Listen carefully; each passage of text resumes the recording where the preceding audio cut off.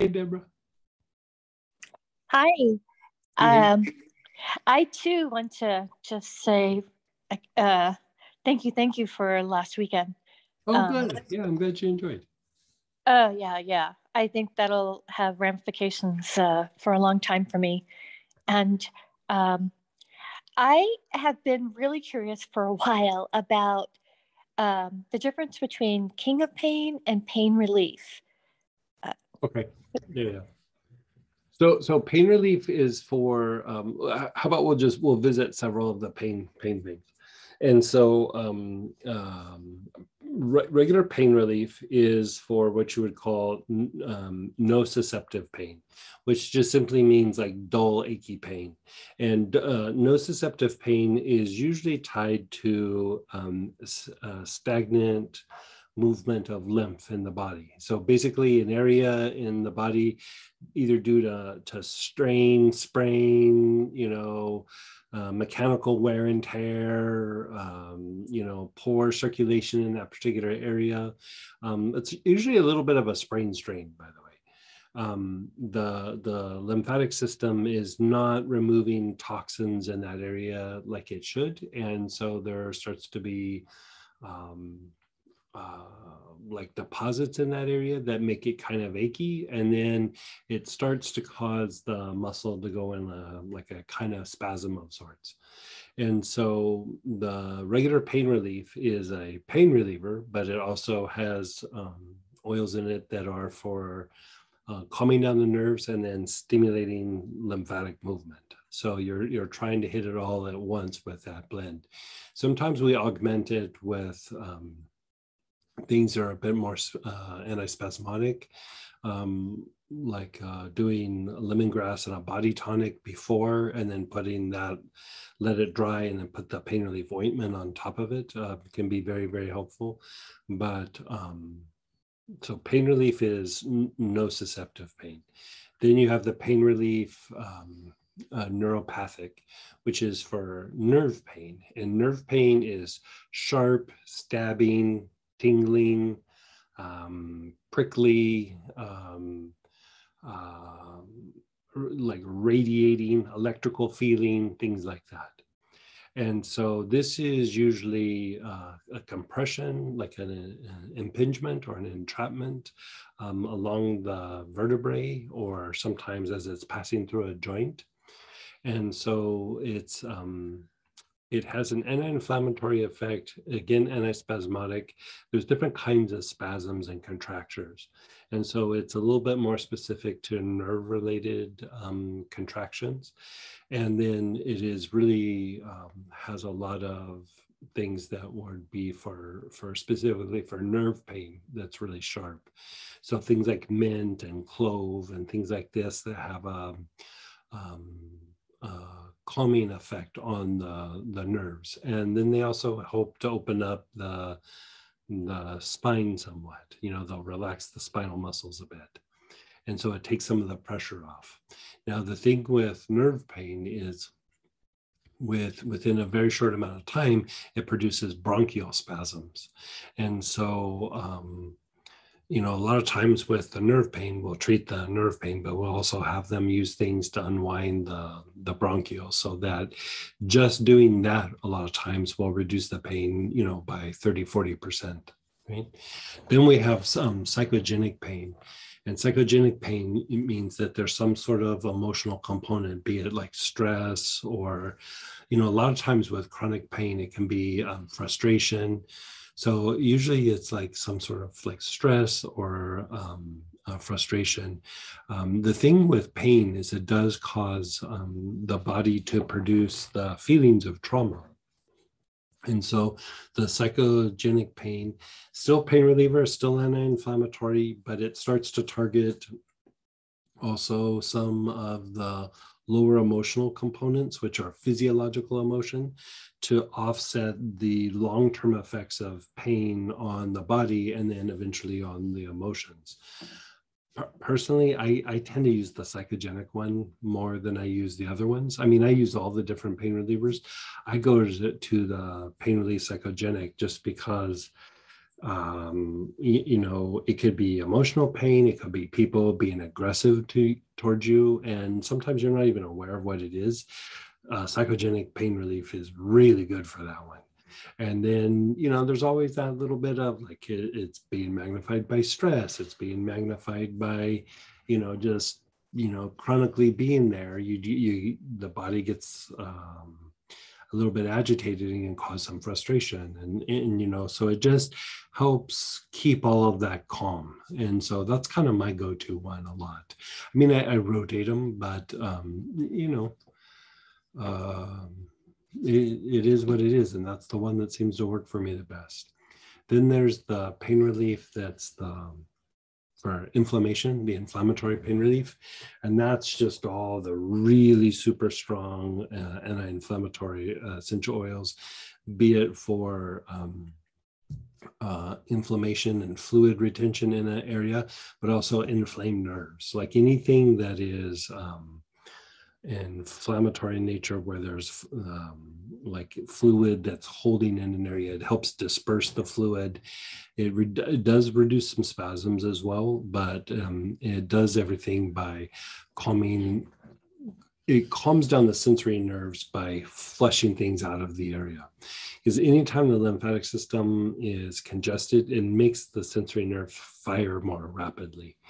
And so what happens is, in an inflammatory condition, is it starts hurting worse and worse because the body can become so toxic. And so it makes the nerve endings fire much more rapidly. Then you have the breakthrough pain, which is usually used as just a general pain reliever or to augment one of the other ones. And breakthrough pain is simply a time where pain really spikes. You know, like if you have some back pain and it's doing okay, you're managing it well, but all of a sudden, boom, it spikes up a little bit. So it's a little bit more, it's a little heavier on the oils that are like mint based, because the mint slows down the rate of information, like the pain signals to the brain, like it slows them down. And so it basically reduces like when the pain is spiking, right? Then you have the birch complex, which again is a pain reliever. It has several different kinds of birch and wintergreen and galbanum, and you know, it's got a bunch of funky things. And so very good for joint pain, very good for chronic like arthritic pain, but it's also very good for dealing with the agitation that comes from pain. And so I use that sometimes also to augment other treatments. And I don't even put it actually a lot of times on the spot itself. Like say my shoulder's hurting, I'll just put it on my wrist like this, and the pain starts to diminish because it's taking down the agitation that was in the body from being in pain. And if you can start to calm that down, a lot of time the pain levels will start to drop.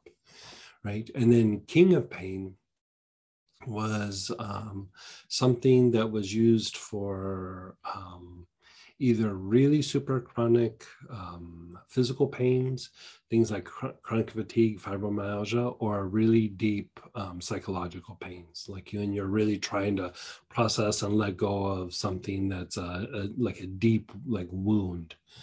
And so it could be helpful for processing something psychologically, but like if you really have chronic physical pain, it's not meant to be something that you use every day. But you know, when I'm using it, I use it like every day for like a week or two, and then I won't use it for a little while. And sometimes again, I'll rub it on the spot, or sometimes I'll just sit and inhale it. And even just inhaling it will take the edge off a whole bunch. And, you know, again, part of the issue is that like when we're in chronic pain or the body is really lymphatically congested, the nerves are just firing at such a rapid rate that it's overwhelming to the brain and starts to cause some brain fatigue.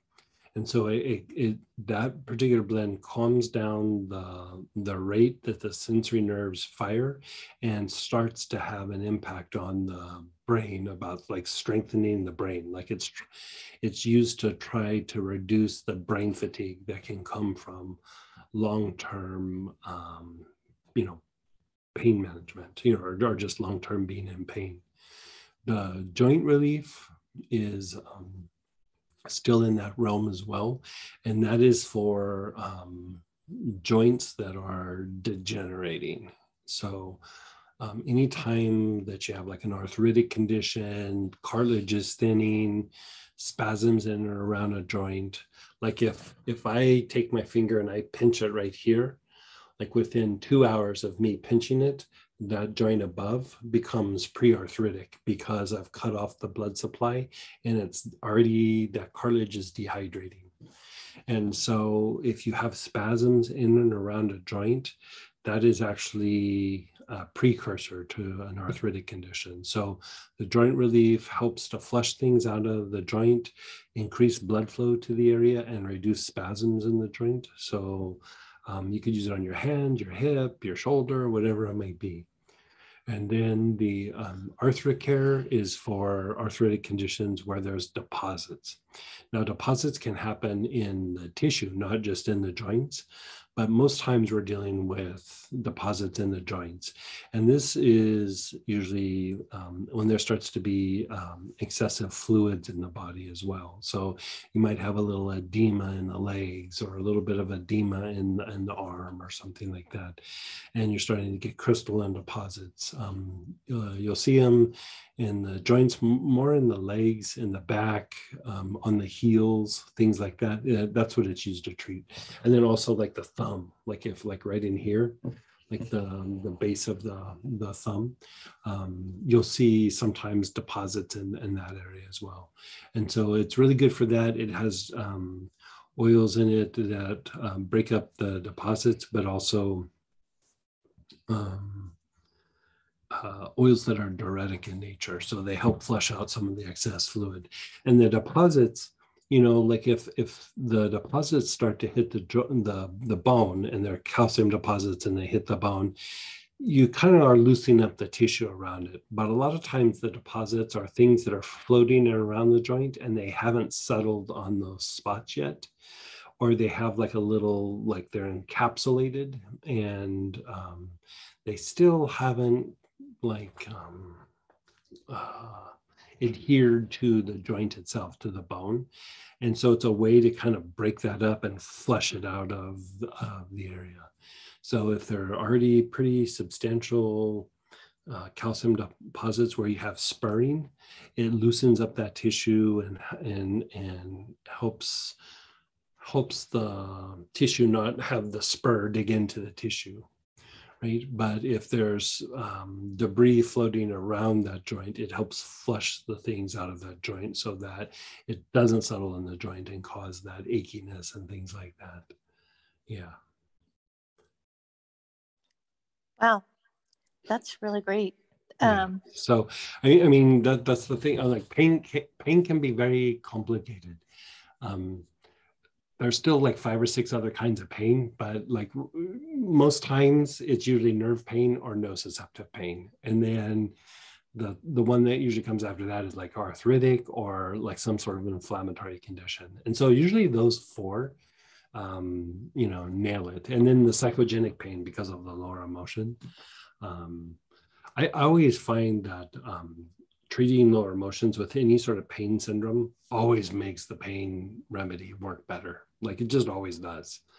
And so like, that blend that we use a lot in some of the different classes, Gilead, that's actually what it was made for originally, is I was using that to augment pain treatments. So, regardless of the kind of pain relief that I was giving the person, I would always include Gilead with that. And then I found that not everybody always needed it, but definitely with like sharper pains, you need it. But even some of that dull, achy pain, it can just wear on you. and then if you start to have like you have had a bad shoulder that you've been nursing for a decade or something, that kind of wears on you too. And so I use it. I try to minimize the things that I try to get people to use for things like this. So like it doesn't always make the top 4. I try to do it in 3 or 4 different things just because I don't want to make it super complicated. But in the old days, I usually would have 7 or 8 things that I would apply for a pain syndrome. Not necessarily an acute situation, but when somebody was managing something chronic, I would usually have them rotate several different things. And I just found over the years that it was too much to do. Like, people would end up not doing it because it was so complicated and so many different things. So I try to narrow it down to 3 or 4, and sometimes even just one thing.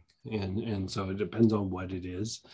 But Gilead makes it sometimes they don't. And so all Gilead does is just releases the lower emotions, the physiological emotions. So that's really helpful, very, very helpful, because I'm doing inhalations of Gilead. Oh, tremendous. Yeah, I do that almost every day. Yeah. Okay. I'm doing it every morning. Mm-hmm.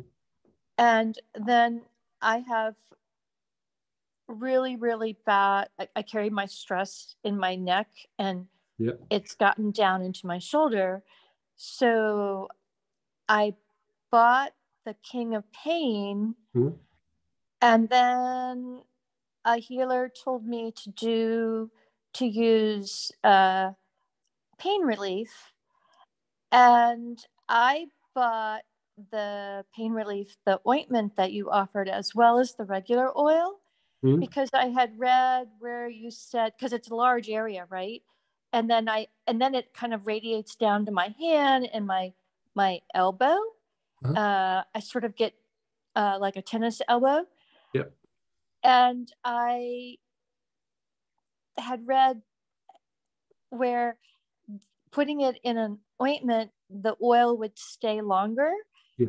But I heard you say contradictory tonight that it's much stronger if you just put the oil directly on rather than in the ointment. So it actually depends on what, like in the case that you're talking about, I would probably do it more in the ointment. Yeah. Okay. Like if you're that sounds like nerve pain, by the way, like what you're describing, where it's like in the neck and then it's starting to go in the shoulder and down the arm. So what also can make this complicated is it can be both like neurological pain and then the nociceptive pain, but both can be present. And I think it is both for me. Yeah. And so I would still continue to use that. Inhale the King of Pain a lot, and from time to time put some in like 6-8 drops in with some like lotion or massage oil, and then rub it on the area as well. More of just like calming down the nerves and using it as like a way to step everything up, but not something you have to do daily, right? And then use something like the pain relief neuropathic, or take even just something like peppermint or spearmint and put a few drops on, and then rub it on the neck, part of the neck, like on the bones, like right where you know that it's at. Rub it on that area, because the thing is doing that will reduce some of the pain, and it will start to loosen up the spinal muscles. And so that has an anti-inflammatory effect. Now it is going to like kind of tingle for a little bit. And so if your skin is real sensitive, like add a little bit of oil or lotion to it, not very much, but just enough to kind of mix it together. And so that it's not completely neat, but rub it in on the area, and you could do that daily. And the other thing to keep in mind with that is do some sort of inhalation where it's reducing bronchial spasms. So the bronchial blend, hyssop or larch or Sitka, inhale something like that relaxes the bronchioles. But I don't feel an issue with my bronchioles. So you're saying it probably Yeah, exists you and I'm you, you not. won't be aware of it physically, but like if you've had that pain for more than 3 or 4 days, your bronchioles are going into spasm. Oh, It's I've it, had this for it's years. yeah. So it's mechanically there. Like sharp pain produces spasms in the bronchioles. Okay. Yeah, and So, the good thing is like if you really work the bronchioles, the pain will reduce a lot of times by 30-40%. And the issue is that when the bronchioles are in spasm, your neck muscles have to work harder to elevate the rib cage, and your diaphragm goes into a kind of a spasm. And so when the diaphragm is tight, the direct correspondence is the spinal muscles, like these little muscles that go between the vertebrae, like they kind of crisscross and like do like this.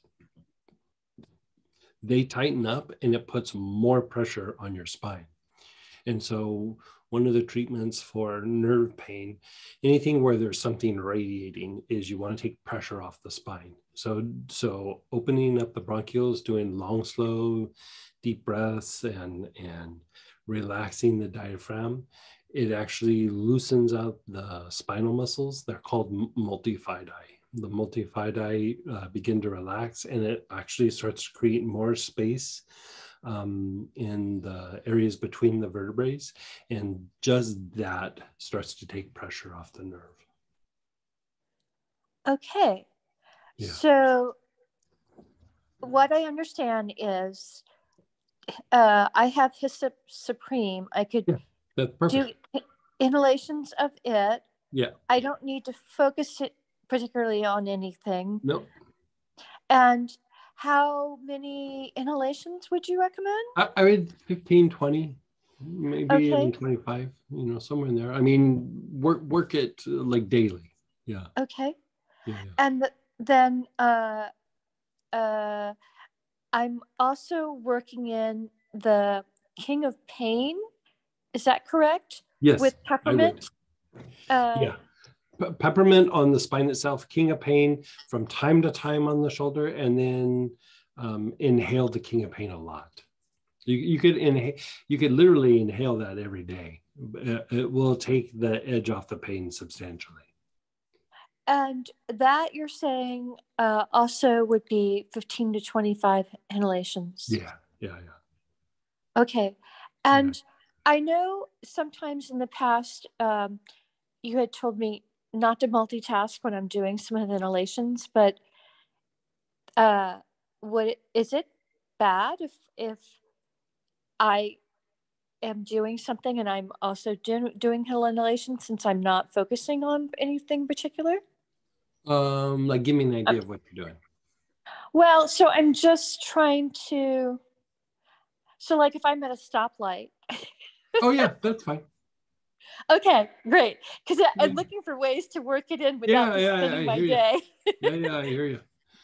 Yeah, we do a bunch of them. Like when one of us is driving and the other one's in the passenger seat, we're usually in the passenger seat doing that, and yeah. Okay, terrific. And then the tendonitis that I have in my elbow, I don't really need to do anything for it with I'm doing all this other. It'll naturally. I suspect that it's the nerve, like from the neck and coming down. Yeah. Okay. So it should, like if you open that up, like it starts to take pressure off. Because the thing is like with a nerve, like when it comes from the spine, that's where the root is. But as it travels down, goes into your shoulder and down your arm, the weight of a nickel, like on the nerve, makes it puff up. And so then it gets a little like, so something tight, or there's a compression, or there's an impingement. And so it puffs up, and then it goes a little bit farther, and then it becomes more compromised easier and easier and easier, like, because it keeps puffing up, right? And so by the time it gets past the shoulder and starts to go into the elbow, you're starting to feel it. And then when it gets into the hand, it starts to get bad. And it's usually not the hand, it's usually up high. And so by unwinding the neck and the shoulder a little bit, a lot of times it takes the pressure off that nerve and it will resolve itself. Fantastic. Oh, Yeah. this is all such great information. Thank you. You're so welcome. And then go ahead, Sonia. Hey, Sonia.